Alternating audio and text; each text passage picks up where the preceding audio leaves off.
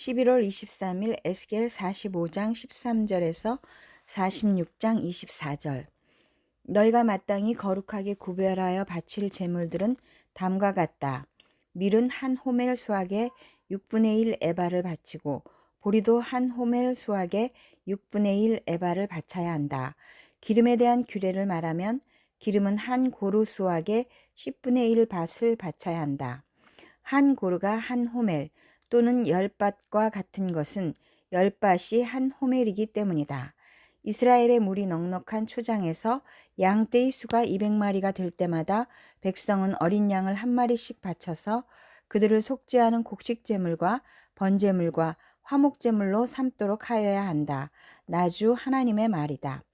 거룩하게 구별하여 바치는 이 제물은 이스라엘의 백성 전체가 이스라엘 왕에게 넘겨주어야 한다. 왕은 절기와 월삭과 안식일과 이스라엘 족속의 모든 성회 때마다 번제물과 곡식제물과 부어드리는 제물을 공급할 책임을 진다. 그는 속죄제물과 곡식제물과 번제물과 화목제물을 공급하여 이스라엘 족속이 속죄를 받도록 해야 한다. 6월절. 나주 하나님이 말한다. 너는 첫째 달 초하루에는 언제나 솥대 가운데서 흠없는 숫송아지 한 마리를 골라다가 성소를 정결하게 하여라. 제사장은 그 속죄 제물의 피를 받아다가 성전의 문설주들과 제단 아래층의 네 모서리와 안뜰문의 문설주에 발라라. 너는 그달 초1의 날에도 고의가 아닌 사람이나 알지 못해서 범죄한 사람을 속죄할 때 그와 같이 하여라. 이렇게 성전을 속죄하여라.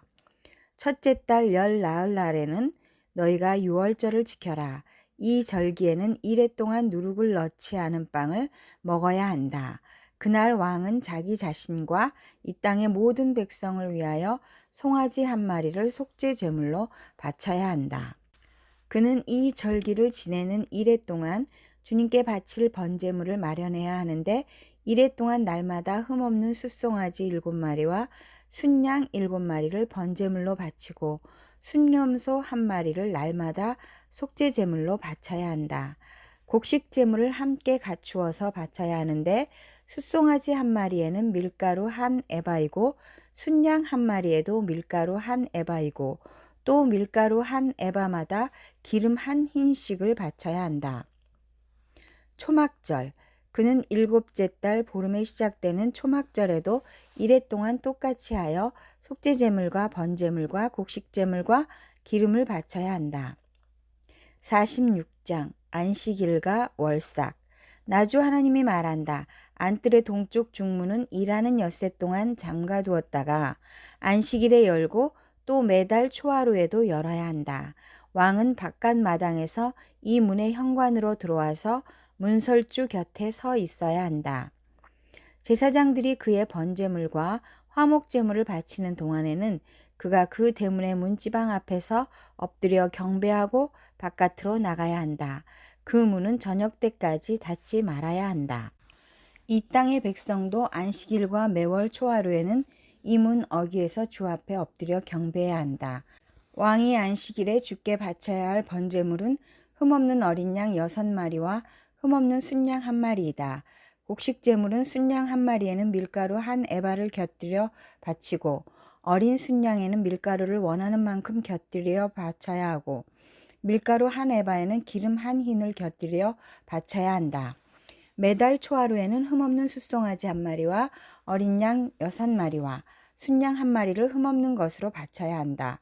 또 곡식 제물로는 숫송아지 1마리에는 밀가루 1에바를, 순양 1마리에도 밀가루 1에바를, 어린 양에는 그가 원하는 만큼 곁들여 바칠 것이며 밀가루 1에바에는 기름 1흰을 곁들여 바쳐야 한다.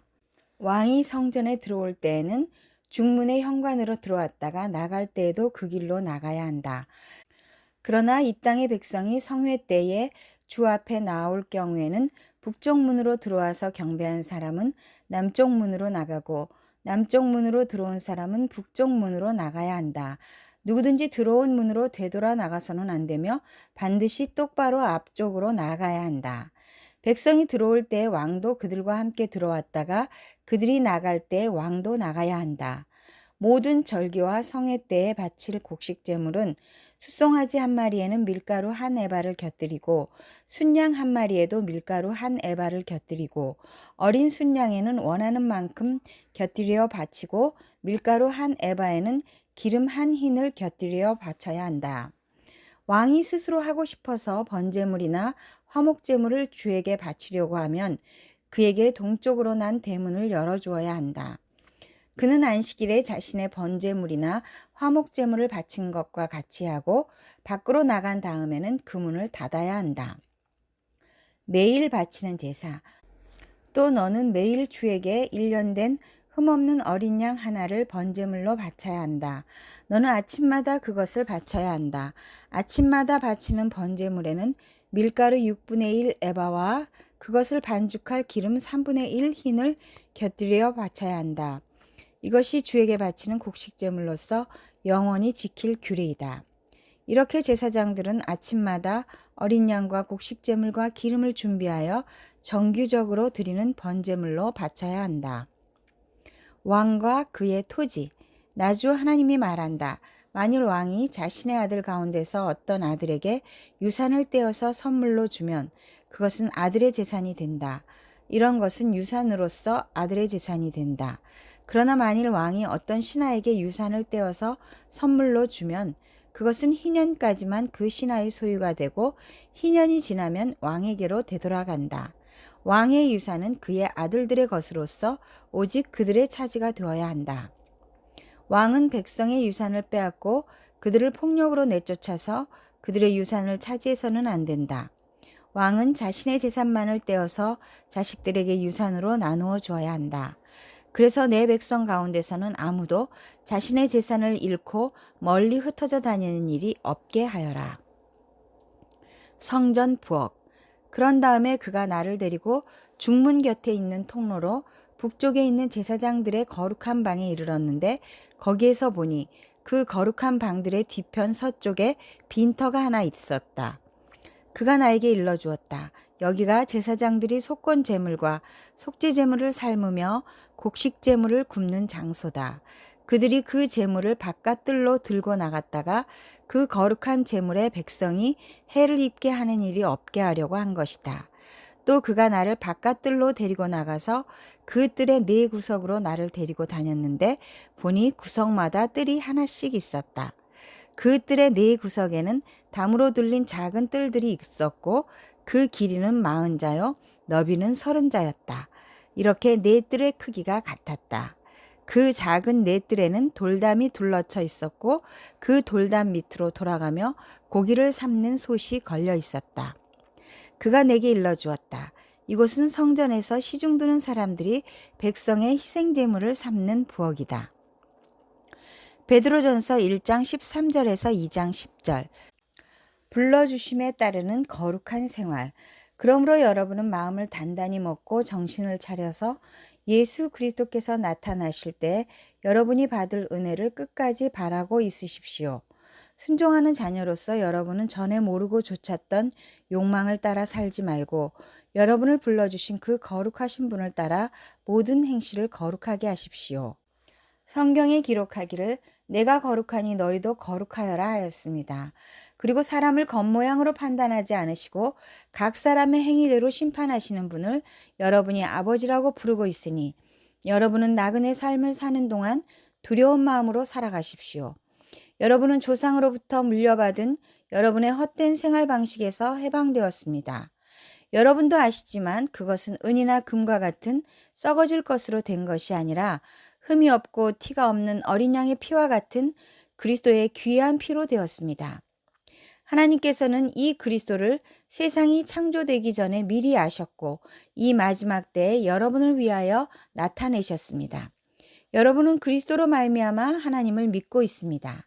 하나님은 그리스도를 죽은 사람 가운데서 살리시고 그에게 영광을 주셨습니다. 그래서 여러분의 믿음과 소망은 하나님을 향해 있습니다.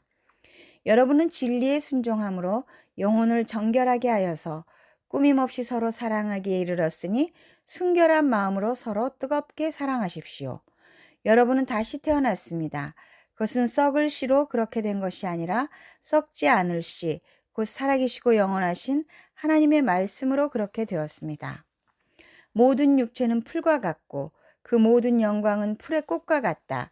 풀은 마르고 꽃은 떨어지되 주님의 말씀은 영원히 있다. 이것이 여러분에게 복음으로 전해진 말씀입니다. 2장 살아있는 돌과 거룩한 국민.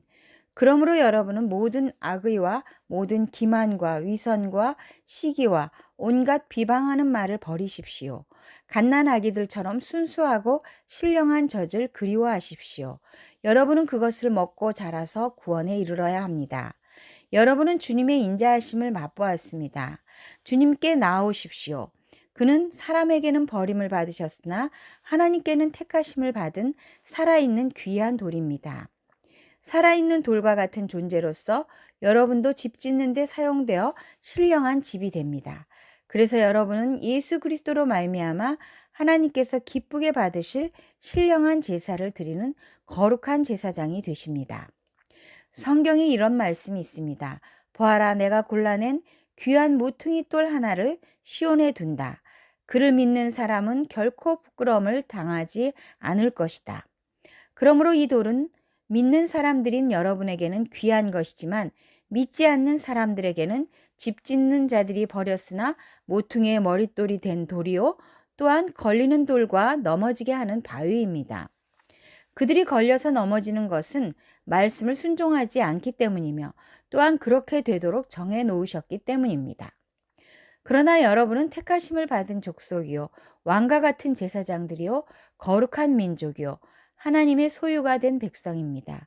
그래서 여러분을 어둠에서 불러내어 자기의 놀라운 빛 가운데로 인도하신 분의 업적을 여러분이 선포하는 것입니다. 여러분이 전에는 하나님의 백성이 아니었으나 지금은 하나님의 백성이요 전에는 자비를 입지 못한 사람이었으나 지금은 자비를 입은 사람입니다. 시편 131편 1절에서 3절. 131편 주님을 신뢰하여라. 다윗의 시 성전에 올라가는 순례자의 노래. 주님, 이제 내가 교만한 마음을 버렸습니다. 오만한 길에서 돌아섰습니다. 너무 큰 것을 가지려고 나서지 않으며 분에 넘치는 놀라운 일을 이루려고도 하지 않습니다. 오히려 내 마음은 고요하고 평온합니다. 젖된 아이가 어머니 품에 안겨 있듯이 내 영혼도 젖된 아이와 같습니다. 이스라엘아, 이제부터 영원히 오직 주님만을 의지하여라. 잠언 28장 11절. 부자가 자기 보기에는 지혜롭지만 가난하나 슬기로운 사람은 그 사람의 속을 꿰뚫어 본다.